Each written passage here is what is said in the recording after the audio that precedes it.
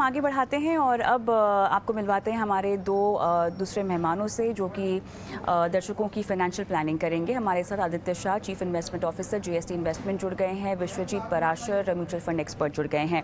आप दोनों का स्वागत है हमारी इस खास पेशकश में। और सीधा अब हमें जुड़ना चाहिए दर्शकों के साथ। और आदित्य, ये पहला सवाल आपके लिए होगा। हमारे साथ अशोक प्रहलाद फोन लाइन पर हैं। अशोक जी, नमस्ते सर। नमस्ते, कैसे हैं आप? कहाँ से बोल रहे हैं सर? बढ़िया है, मैं अमरावती से बोल रहा हूँ। अमरावती से बोल रहे हैं? Yes ma'am. और मैंने जो भी अच्छा। इन्वेस्टमेंट किया है वो ईटी मनी आपके थ्रू ही पूरा किया हुआ है। अच्छा अच्छा, और मैं चलिए, हमेशा बहुत आपका अच्छा लगा। प्रोग्राम देखता रहता हूँ।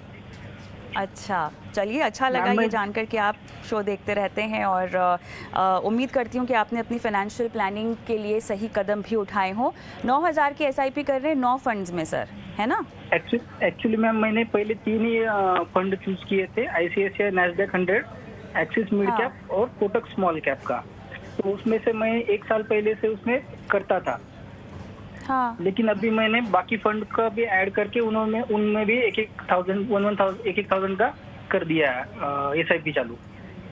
और मैं अच्छा, गवर्नमेंट सर्वेंट आप हूँ तो मेरा एनपीएस में भी 18,000 पर मंथ हो जाता है। अच्छा, तो मुझे ये बताइए, फिर आपने 9 फंड क्यों डाले सर पोर्टफोलियो में? मैम मैंने एक्चुअली ये सोचा था कि थोड़ा डाइवर्सिफाई करूँ।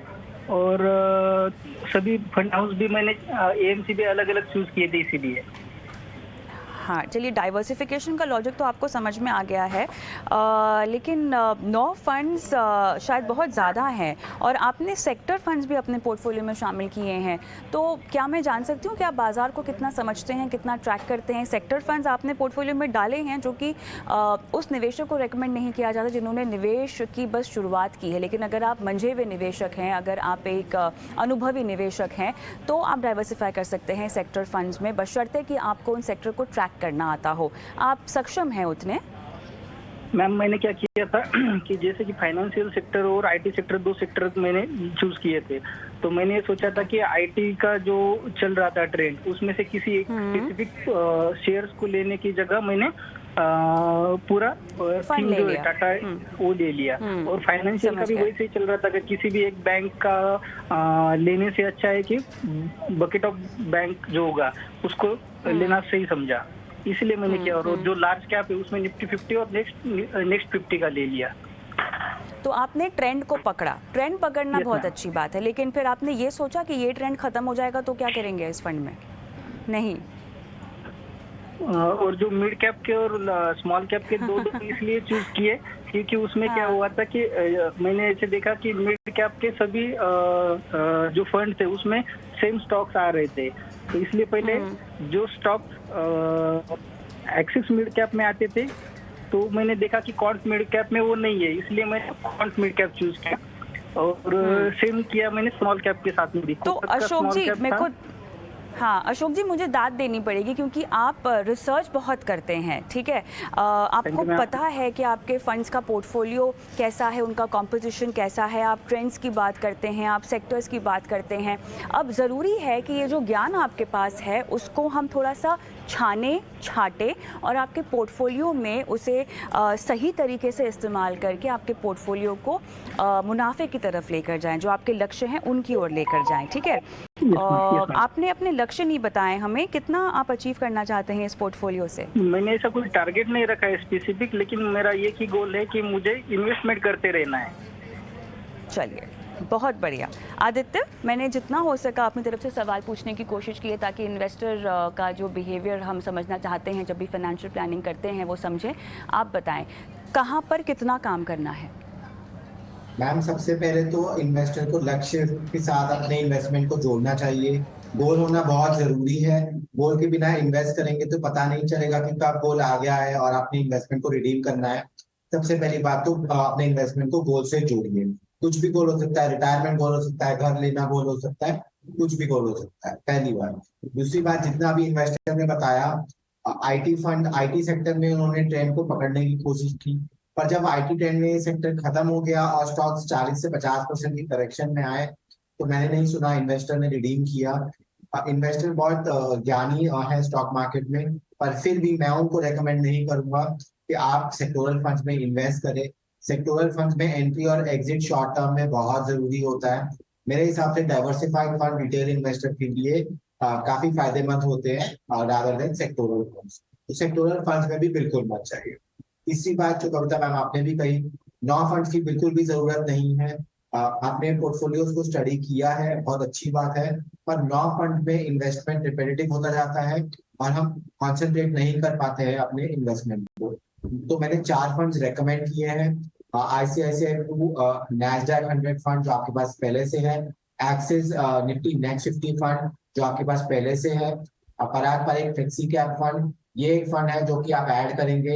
एक फ्लेक्सी कैप डाइवर्सिफाइड फंड है, तो इसको बिल्कुल ऐड कीजिए। और चौथा फंड जो है कोटक स्मॉल कैप फंड है, ये भी आपके पास है। तो इन 3 फंड जो आपके पास पहले से हैं और एक और फंड जो मैंने रेकमेंड किया है, इन चारों फंड्स में अपनी एसआईपी को इक्वली स्प्लिट कीजिए और कंसिस्टेंट और डिसिप्लिन वे में इन्वेस्टमेंट कीजिए, एसआईपी कीजिए अगले 10 से 15 साल में। तो आपके पास बहुत वेल्थ होगी जब आप रिडीम करें। पर कंसिस्टेंसी और डिसिप्लिन वे में इन्वेस्ट करना बहुत जरूरी है और अपने इन्वेस्टमेंट्स को 9 फंड से 4 या 5 फंड में लेके आएंगे तो अच्छा है। ऑलराइट, मुझे आप ये बताएं, अभी तो इनका कोई टारगेट है नहीं। अशोक जी, आपको सलाह समझ में आ गई है क्या वैसे? Yes ma'am. तो 4 फंड्स हैं जिनमें आपको रुकना है अब? यस मैम, है ना? तो आदित्य, निकलने की रणनीति कैसे होगी बाकी फंड्स में से? सबसे पहले तो एसआईपीज को कंसोलिडेट कीजिए। स्टेप नंबर 1 होगा एसआईपीज इन 4 फंड में इक्वली स्प्लिट कीजिए। एक बार आपकी एसआईपी हो जाएगी तो बाकी सारे फंड्स को धीरे धीरे रिडीम करना शुरू कीजिए और इन्हीं फंड में वापस इक्वली एसआईपी को स्प्लिट करके एंटर कीजिए। सारी इन्वेस्टमेंट जो है वो एसआईपी के थ्रू ही होगी, कभी भी लमसम इन्वेस्टमेंट नहीं करना है और एसआईपी को इक्वली स्पेस कीजिए हर महीने, तो कोई प्रॉब्लम नहीं होगी। Alright Ashok ji, all the best आपके इन्वेस्टमेंट के लिए। मीता हमारे साथ अब फोन लाइन पर जुड़ गई हैं जो पूछेंगी सवाल विश्वजीत जी को।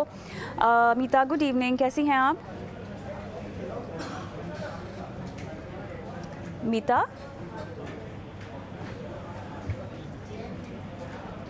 मीता वारू, आपको मेरी आवाज़ आ रही है? हेलो। हाँ जी, आपको मेरी आवाज़ आ रही है? मैम, मैं मीता नहीं, मैं गौतम बुद्ध बोल रहा हूँ। चलिए, यहाँ पर मेरे ख्याल से कुछ इशू हो रहा है, लेकिन चलिए हमारे पास सवाल है विश्वजीत जी। इन्होंने अपने पोर्टफोलियो में Axis mid cap, Franklin India, Prima, ICICI Pru, India opportunities, SBI blue chip, SBI multi cap, Nippon India small cap शामिल किया हुआ है और इन्हें दरअसल 10 साल में चाहिए 50 लाख रुपए, ठीक है? और 12,000 की इनकी फ़िलहाल एसआईपी चल रही है। बताएं विश्वजीत जी, कैसे आगे बढ़ें? कविता जी, जैसा आपने बताया इनकी 12,000 की एसआईपी चल रही है और इनका लक्ष्य 50 लाख है 10 साल में, तो करीब करीब मेरे ख्याल में 10,000 की एसआईपी इनको और जोड़नी पड़ेगी, इंक्रीज करना पड़ेगा इनको, अपना एसआईपी का मंथली एसआईपी इंक्रीज करनी पड़ेगी। और ये जो फंड्स इन्होंने बताया ये काफी अच्छे डाइवर्सिफाइड फंड हैं। इनके पास 2 मिड कैप फंड्स हैं और एक ब्लू चिप, एक मल्टी कैप और एक स्मॉल कैप और थीमेटिक फंड है, तो काफी डाइवर्सिफाइड पोर्टफोलियो है। मेरी यही सलाह रहेगी कि इनको जो बाकी 10,000 जोड़ने हैं, अगर वो इकट्ठे नहीं जोड़ सकते तो धीरे धीरे करके ऐड कर सकते हैं, लेकिन लार्ज एंड मिड कैप में इन्वेस्ट कर सकते हैं और फोकस्ड फंड कैटेगरी में निवेश कर सकते हैं। Large and mid cap category की अगर बात करें तो मेरे ख्याल से कोटक इक्विटी अपॉर्चुनिटी फंड या फिर Canara Robeco emerging equity fund में निवेश कर सकते हैं। और जो फोकस्ड फंड कैटेगरी है उसमें एचडीएफसी फोकस 30 फंड या फिर आईसीआईसीआई प्रू फोकस्ड फंड में निवेश कर सकते हैं। तो ऐसे करके थोड़ा सा ये अगर निवेश और ऐड करेंगे तो अपने ये 50 लाख के लक्ष्य के बहुत करीब पहुंच जाएंगे। मेरे हिसाब से 5 से 7 लाख का इनका ऑलरेडी जो वैल्यू है कॉर्पस की होगी अभी, बट उसको एडिशनल रखते हैं तो अगर 22,000 की एसआईपी शुरू कर देंगे तो करीब करीब 10 साल में 50 लाख के लक्ष्य को आराम से पहुंच पाएंगे। ऑलराइट, चलिए हम आगे बढ़ेंगे और हमारी कोशिश है अगले दर्शक को फ़ोन लाइन पर लेने की। लेकिन तब तक मैं राघव गुप्ता का सवाल जो है वो आदित्य के सामने रख देती हूँ और जब भी कॉलर हमारे साथ जुड़ जाए तो उनसे भी बात कर ली जाएगी। 7 फंड्स हैं इनके पास आदित्य और 10,500 की ये SIP कर रहे हैं, ठीक है। मिरा एसेट लार्ज कैप है, PGIM का मिड कैप अपॉर्चुनिटी है इनके पास, कैनरा रोबेको का स्मॉल कैप है, ICICI प्रू वैल्यू डिस्कवरी इनके पास है, UTI निफ्टी 50 इंडेक्स है, DSP का निफ्टी 50 इंडेक्स है और SBI कॉन्ट्रा है। 7 करोड़ चाहिए इनको SIP से आदित्य वैसे तो। चलिए फ़ोन लाइन पर हमारे साथ आएँ तब और बात होगी। 29 साल की इनकी उम्र है। जानना चाहेंगे ये 7 करोड़ रुपए जो बात कर रहे हैं इसके लिए SIP बढ़ाएंगे या नहीं बढ़ाएंगे। लेकिन फ़िलहाल फंड्स में रेपिटेशन बहुत ज़्यादा है और किस तरह से इसको फ़िल्टर आउट किया जाए आदित्य? मैम सबसे पहले तो 10,500 की अगर SIP आप हर महीने करेंगे, तो मैं मान रहा हूँ कि इन्वेस्टर का टाइम होराइजन 30 साल है, 60 साल पे वो रिटायर करेंगे। अगर मैं 12% का रिटर्न भी अज्यूम करता हूँ तो इन्वेस्टर के पास 2.5 करोड़ रुपए होंगे, जो कि इन्वेस्टर के 7 करोड़ के गोल से कम है। तो इन्वेस्टर को अपनी SIP को इंक्रीज करनी होगी, मिनिमम 10,000 रुपए और SIP करनी होगी। अगर इन्वेस्टर वो नहीं कर सकते हैं तो इन्वेस्टर 10% से अपना निवेश हर साल बढ़ाते रहे और जब तक 10,000 नहीं बढ़ती है तब तक अपनी निवेश को बढ़ाते रहे। पहली बात। दूसरी बात, इन्वेस्टर के पोर्टफोलियो में बहुत सारे फंड्स हैं, इन फंड्स को सिंप्लीफाई करने की बहुत जरूरत है। मैंने 4 फंड्स रेकमेंड किए हैं निवेशक के लिए। UTI Nifty 50 index fund, DSP Nifty next 50 index fund जो कि उनके पास ऑलरेडी है, पारंपरिक फ्लेक्सी कैप फंड और SBI स्मॉल कैप फंड। ये 4 फंड जो है निवेशक इसमें अपनी SIP को इक्वली स्प्लिट कर सकते हैं। अभी जो इतने सारे फंड में SIP जा रही है उनको बंद करके इसमें कंसोलिडेट कीजिए और सेम तरीका जब एक बार SIP चालू हो जाए तो पुराने फंड्स को रिडीम करके इन फंड्स में ही SIP को चालू कर दीजिए। लंबा नजरिया है, टाइम होराइजन बहुत बड़ा है, डिसिप्लिन और कंसिस्टेंट वे में SIP करेंगे तो आगे जाके बिल्कुल कोई प्रॉब्लम नहीं है। राघव गुप्ता मेरे साथ अब फाइनली फ़ोन लाइन पर भी जुड़ गए हैं। Raghav, UTI Nifty 50, DSP Nifty next 50, पारंपरिक फ्लेक्सी कैप और SBI स्मॉल कैप, ये आपको रिकमेंडेशन दी जा रही है आदित्य की तरफ से। आपके पोर्टफोलियो को छोटा किया गया है, इसको और सधा हुआ बनाने की कोशिश की गई है। अब मुझे ये बताएं कि जो आंकड़ा है आपकी SIP का जो बताया आदित्य ने भी, अगर आप 10,500 की करते हैं तो लगभग 2.5 करोड़ ही आप जमा कर पाएंगे। आपको अपनी SIP की जो राशि है राघव वो बढ़ानी होगी। कोई सवाल आप पूछना चाहते हैं आदित्य से? नहीं जी मैम, बस फंड के लिए सजेशन पूछना था, वो बता दिया था ने जी, और SIP जितना हो सके आप बढ़ाने की कोशिश करें। बहुत बहुत धन्यवाद। चलिए मनीष हमारे अगले दर्शक फोन लाइन पर हमारे साथ है। नमस्कार। नमस्ते कविता मैम, कैसे हैं आप? मैं ठीक हूँ मैम। जैसे हम देश सेवा कर रहे हैं, सबसे पहले मैं ये कहना चाहता हूँ कि हमारी तरह आप लोग भी देश सेवा कर रहे हैं, आप और आपके एक्सपर्ट और आपका चैनल, क्योंकि जो आप काम कर रहे हैं देश सेवा से कम नहीं है मैम। बहुत बहुत धन्यवाद देती हूँ आपका, और इतनी सराहना की है और हौसला अफजाई की है, और वाकई में बहुत अच्छा लगता है जब इस तरह का फीडबैक हमें मिलता है। अच्छा काम करने के लिए हमें प्रोत्साहन मिलता है। बताएं मनीष जी, आपकी सहायता कैसे कर सकते हैं? एक छोटी चीज और कहना चाह रहा हूँ कि आने वाले समय में हम जैसे इन्वेस्टर अगर पैसा कमाएंगे तो उसके जिम्मेदार आप और आपका चैनल और आपके एक्सपर्ट होंगे। आपका बहुत अच्छा लगा। मेरे ख्याल से अब लगता है कि जो मेहनत कर रहे हैं ना उसका फल बस यही शब्द हैं जो आप लोग हमें बोलते हैं ऑन एयर आकर। अच्छा लगता है जब कोई कहता है कि आप आज जीवन में हम जो कुछ भी कर पा रहे हैं, जो भी सपने देख पा रहे हैं आर्थिक तौर पर, वो आपकी वजह से। मेरे लिटरली रोंगटे खड़े हो गए आपकी बात सुनकर। बहुत बहुत धन्यवाद। बताएं जी मनीष जी, आपका पोर्टफोलियो मेरे सामने है। विश्वजीत के पास भी होगा। एक्सिस ब्लू चिप है, PGIM India mid cap opportunity है आपके पास। आपने SBI का small cap, Mirae asset emerging blue chip, SBI focused equity, Parag Parikh flexi cap, ICICI Pru का थीमेटिक एडवांटेज आपने लिया हुआ है। आप 2017 से लगभग 7 फंड्स में निवेश कर रहे हैं। 35,000 रुपये की आपने SIP शुरू की है, और आप इंटरनेशनल फंड्स की ओर भी अपना रुझान थोड़ा सा बढ़ाना चाहते हैं। मेरे ख्याल से 5,000 रुपये की शायद आप उसमें SIP करना चाहते हैं, और 45 लाख रुपए आपने अब तक जमा कर लिए हैं। और अब आपका सवाल बहुत इंटरेस्टिंग है। आप पूछना चाहते हैं क्या 45 लाख को PMS में शिफ्ट कर देना चाहिए या नहीं। बहुत बहुत धन्यवाद, आपने सवाल अपना भेजा है। बताएं विश्वजीत जी, सवाल हमारे पास है। जी बहुत ही इंटरेस्टिंग सवाल है, और मनीष जी धन्यवाद, जो भी शब्द आपने कहे वाकई में बहुत ही इंटरेस्टिंग थे, और आप भी देश की सेवा कर रहे हैं तो आपको भी बहुत बहुत धन्यवाद। आपका जो पोर्टफोलियो है, जैसे कि आप शो रेगुलरली वॉच करते हैं, तो मैंने देखा कि आपने सारे ही बहुत अच्छी अच्छी स्कीमों का चुनाव कर रखा है। एक्सपर्ट्स के लिए ज्यादा ऐड करने के लिए कुछ नहीं छोड़ा है आपने। जो शो आप देखते हैं उस शो में आपने जो भी बेस्ट स्कीम्स हैं आपने चुनाव कर रखी हैं, तो बहुत अच्छा पोर्टफोलियो है, काफी डाइवर्सिफाइड पोर्टफोलियो है, बहुत ही अच्छी स्कीम्स का आपने चुनाव कर रखा है। जहां तक कि आपने इंटरनेशनल इक्विटी फंड्स की बात करी, तो इंटरनेशनल इक्विटी फंड्स भी एक अच्छा डाइवर्सिफिकेशन का टूल हो सकता है।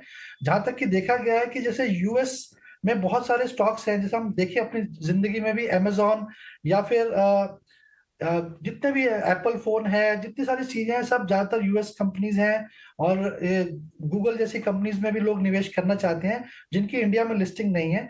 तो 5,000 रुपये अगर आप इंटरनेशनल इक्विटी फंड में निवेश करना चाहते हैं तो मेरे ख्याल में कर सकते हैं, क्योंकि अभी अगर देखें तो यूएस के ज्यादातर स्टॉक्स अभी अंडर वैल्यूड हैं, क्योंकि वहां पे थोड़ा रिसेशन का फियर है।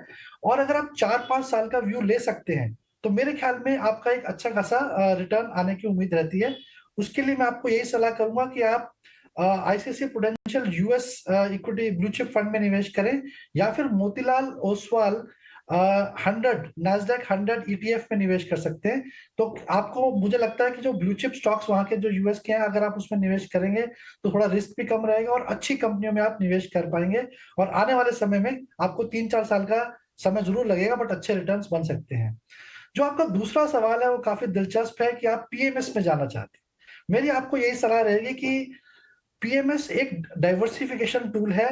जो स्पेशलाइज्ड पोर्टफोलियो मैनेजमेंट सर्विसेज होती हैं इसमें, वो ज्यादातर हाई नेटवर्थ इंडिविजुअल इन्वेस्टर्स को सूट करता है, जिनका कॉर्पस थोड़ा सा बड़ा होता है। अगर केवल आपके पास 50 लाख रुपए हैं और आप चाहते हैं कि उसको पीएमएस में शिफ्ट कर दे, तो मेरी सलाह आपको बिल्कुल ना होगी, क्योंकि जो कोर पोर्टफोलियो है आपका वो हमेशा म्यूचुअल फंड में होना चाहिए। यहाँ तक कि हम एचएनआई क्लाइंट्स को भी यही बोलते हैं कि अगर आपके पास 3 से 4-5 करोड़ रुपए हैं तो भी आपका 70% पोर्टफोलियो आपका म्यूचुअल फंड में होना चाहिए, 10-15% आप पीएमएस ले सकते हैं। पीएमएस के कुछ अपने भी नुकसान है, रिस्क हैं। अगर आप देखें तो उसमें टैक्स एफिशिएंसी थोड़ी कम है म्यूचुअल फंड के कंपैरिजन में, और जो एक्सपेंस रेशियो वो भी काफी ज्यादा है। तो अब मेरी ये सलाह रहेगी, अगर टोटल पोर्टफोलियो 45 का है तो बिल्कुल आप अभी पीएमएस की तरफ ना देखें। जैसे जैसे आपका पोर्टफोलियो 2-3 करोड़ का हो जाएगा, उस समय आप जरूर इसको कंसिडर करें, उसके प्रोज एंड कॉन्स देखते हुए। तो मेरी यही सलाह रहेगी मनीष जी, अभी आप पीएमएस अवॉइड कर सकते हैं। और इंटरनेशनल इक्विटी फंड के लिए मैंने आपको 2 फंड बताए हैं, ICICI Pru US blue chip fund और Motilal Oswal Nasdaq 100 ETF fund. इनके थ्रू आप निवेश कर सकते हैं और अच्छे रिटर्न्स बन सकते हैं। मनीष जी, आप फोन लाइन पर हैं मेरे साथ, आप कोई सवाल पूछना चाहते हैं विश्वजीत जी को? बस मैं एक छोटा सा सवाल और पूछना चाहता हूँ सर से कि जी, जैसे मैं जी। 40,000 का इन्वेस्टमेंट कर रहा हूँ 8 फंड में, तो कहीं मैडम ऐसा तो नहीं मैं फंड मास्टर बन गया, मैंने ज्यादा फंड खरीद लिए? और दूसरा देखिए, मैम, अगर क्या हाँ, क्या 15% रिटर्न एक्सेप्ट कर सकते हैं इस पोर्टफोलियो से? हाँ, और थोड़े एक से लास्ट उसमें सवाल आप और मैडम, एम्बिशियस हो रहे छोटा हैं। सा, मुझे हाँ, एक ऐसा म्यूचुअल हाँ, फंड चाहिए इंटरनेशनल जो पूरे हाँ। ऑल ऑफ वर्ल्ड में डाइवर्सिफाई मल्टी कैप टाइप का, जो सब जगह इन्वेस्टमेंट कर सके, ना कि सिर्फ यूएस की इकोनॉमी में। चलिए चलिए चलिए विश्वजीत जी, तीनों सवालों के जवाब दीजिए। पहले तो देखिए, हम कंजर्वेटिवली 12% की रिटर्न एज्यूम करके चलते हैं लॉन्ग टर्म में। 15% आ जाए बहुत अच्छी बात है, लेकिन ये कहना थोड़ा सा मुश्किल रहता है। और जहां तक आपने बोला कि आप ग्लोबल फंड में निवेश करना चाहते हैं, तो मेरी अभी ये सलाह रहेगी कि अगर आपने अभी बिल्कुल भी स्टार्ट नहीं किया इंटरनेशनल फंड में, तो आप यूएस इक्विटी करें, क्योंकि यूएस इकोनॉमी बहुत स्ट्रांग है और वर्ल्ड की बहुत पावरफुल कंट्री भी है। तो आप स्टार्ट इससे करें, फिर अगले कदम पे आप जरूर ग्लोबल इक्विटी फंड में जा सकते हैं, क्योंकि मैंने ज्यादातर इंटरनेशनल फंड्स देखे हैं, करीब 40-50% फंड जो है यूएस इक्विटी पे ही फोकस कर रहे हैं। तो अभी स्टार्ट आप यूएस इक्विटी से करें, और उसके बाद अगर आपको लगता है कि और डाइवर्सिफिकेशन करना है तो आप जरूर ग्लोबल फंड्स की तरफ जाएं। और जहां तक मेरा सवाल है, जहां तक आपका सवाल है कि 15% रिटर्न, मैंने आपको बताया कंजर्वेटिवली 12-15 आ जाए तो बहुत अच्छी बात है, क्योंकि आपका लॉन्ग टर्म व्यू है, सारी स्कीम्स अच्छी हैं, तो उम्मीद की जा सकती है, पर कोई एश्योरेंस नहीं है उसके ऊपर। मनीष जी, आपको सवालों के जवाब मिल गए? तो मैडम फंड मास्टर वाला सवाल रह गया, 8 फंड ज्यादा तो नहीं है 40,000 के लिए? विश्वजीत जी, विश्वजीत जी बोलिए बोलिए, आपकी आवाज नहीं आई विश्वजीत जी। जी मैं ये कहना चाहूंगा कविता जी इसका ज्यादा अच्छा जवाब दे सकती है। कविता जी मेरी आवाज आ रही है आपको?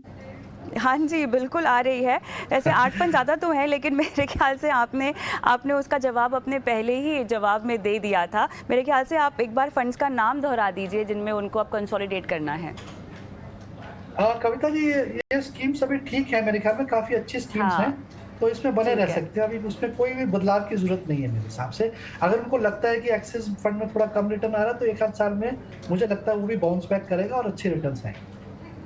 चलिए मनीष जी, ड्रॉप पर हमारा कॉल ड्रॉप हो गई है उनकी, हमारे साथ फोन लाइन पर अभी नहीं है। मनीष जी, इतना ही कहना चाहूँगी, उम्मीद करते हैं कि आपके सभी सवालों के जवाब हमने इत्मीनान से दे दिए हो और आप सरहद पर हैं और देश की सेवा कर रहे हैं, इसके लिए आपका बहुत बहुत धन्यवाद।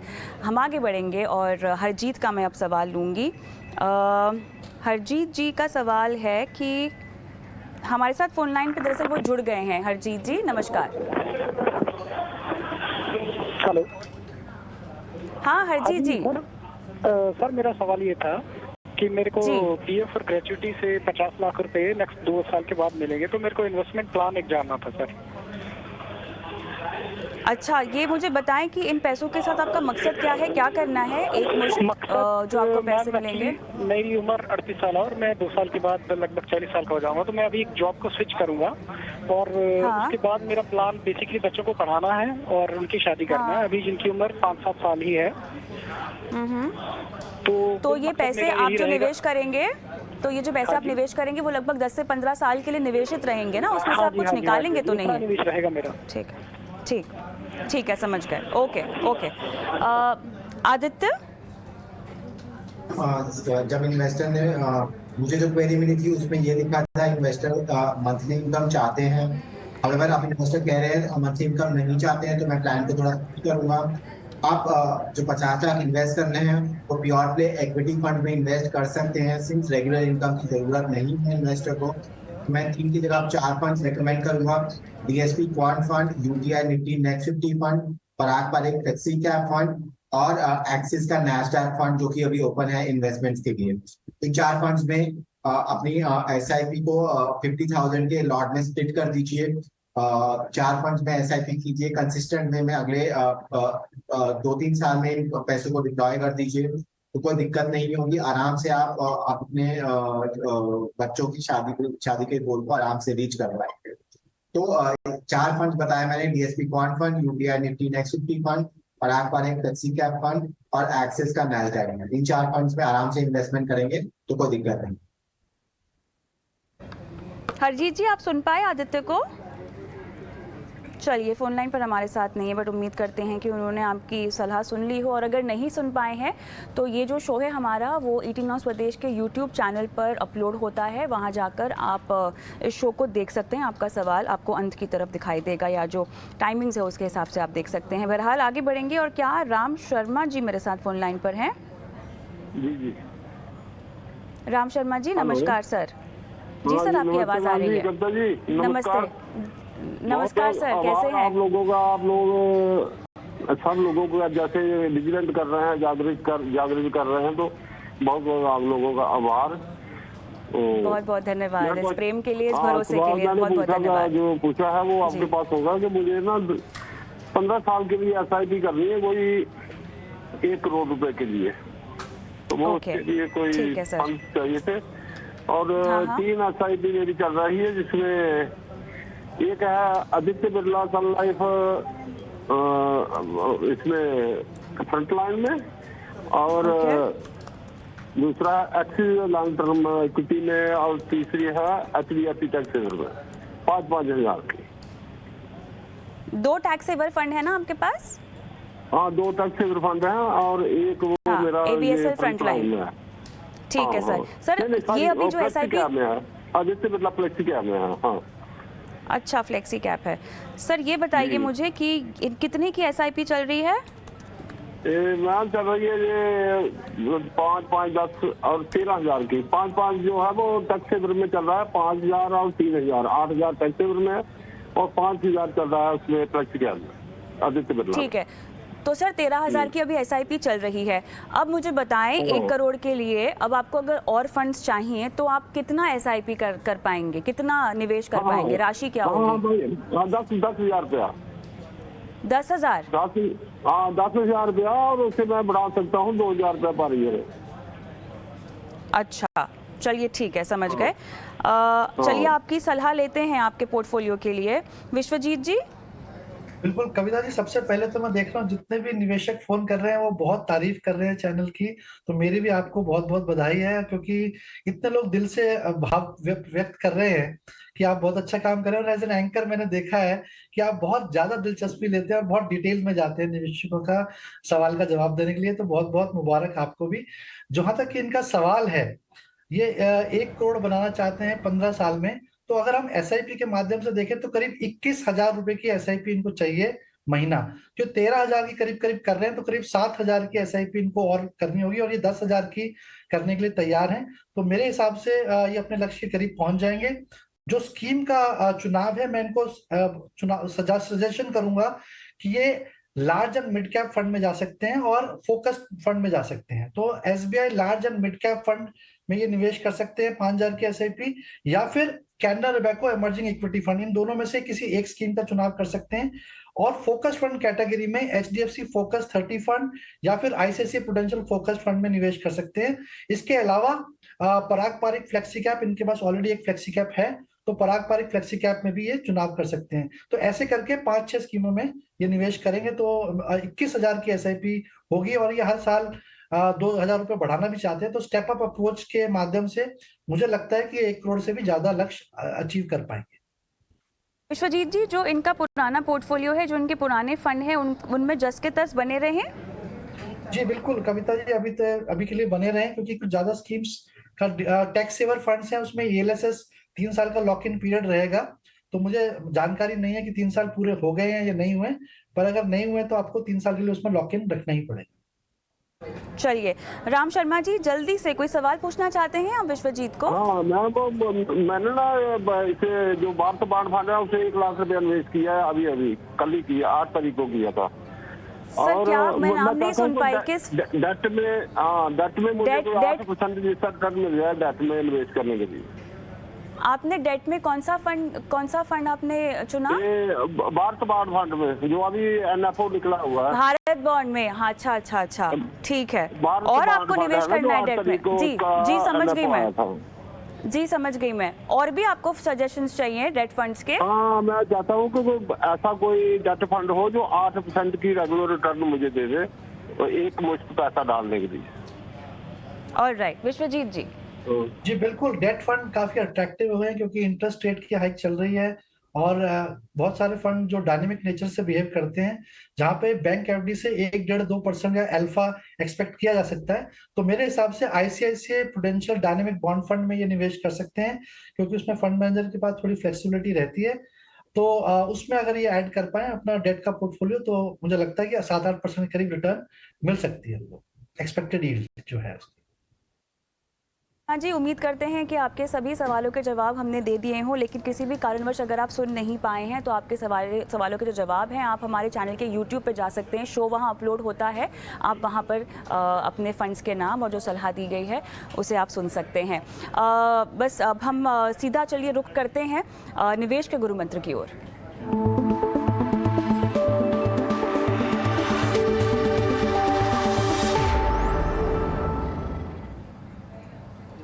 आदित्य बताएं, निवेश का गुरु मंत्र आप क्या दे रहे हैं आज? मैम अपने इन्वेस्टमेंट्स को किसी गोल के, किसी लक्ष्य के साथ लिंक कीजिए। इंडेक्स को बीट करना कोई लक्ष्य नहीं है, इंडेक्स से ज्यादा रिटर्न लेना कोई लक्ष्य नहीं है। आपके लक्ष्य होने चाहिए आपकी रिटायरमेंट, आपके लक्ष्य होना चाहिए आपकी शादी, आपके लक्ष्य होना चाहिए आपका घर बाय करना। इन सारे लक्ष्यों के लिए प्लान कीजिए, क्योंकि आप गोल बेस्ड फाइनेंशियल प्लानिंग अगर करेंगे तो गोल जब आ जाएगा तो आप अपने पैसों को प्रोटेक्ट कर सकते हैं। तो अपने इन्वेस्टमेंट्स को गोल से लिंक कीजिए, यही आज का गुरु मंत्र। विश्वजीत जी। जी बिल्कुल कविता जी, बहुत सारे लोग ऐसे सवाल पूछते हैं कि मार्केट अभी ऑल टाइम हाई चल रही है तो क्या करना चाहिए। तो मेरा जवाब यही है कि हर समय निवेश के लिए अच्छा होता है अगर आपका लॉन्ग टर्म व्यू है, तो every time is a good time to invest अगर आप लॉन्ग टर्म के लिए निवेश कर रहे हैं। और एसआईपी का जो अप्रोच है स्टैगर करके अपना निवेश करें, वो बेस्ट अप्रोच है। तो लॉन्ग टर्म के लिए इक्विटी में निवेश करें, तभी आपके अच्छे रिटर्न्स बनेंगे। चलिए, तो ये है निवेश के गुरु मंत्र जो आपको अपने निवेश की जर्नी में, सफ़र में गांठ बांधकर हमेशा इसको अप्लाई करना है, इस पर अमल करना है। बहुत बहुत धन्यवाद आप दोनों का, इतने आप लोगों ने विस्तार से हमारे दर्शकों की आज फाइनेंशियल प्लानिंग की। बहुत बहुत धन्यवाद। चलिए, यहाँ पर हम रुकेंगे छोटे से ब्रेक के लिए, झटपट लौटते हैं और उसके बाद बात करते हैं पैसों के साथ आपके रिश्ते की।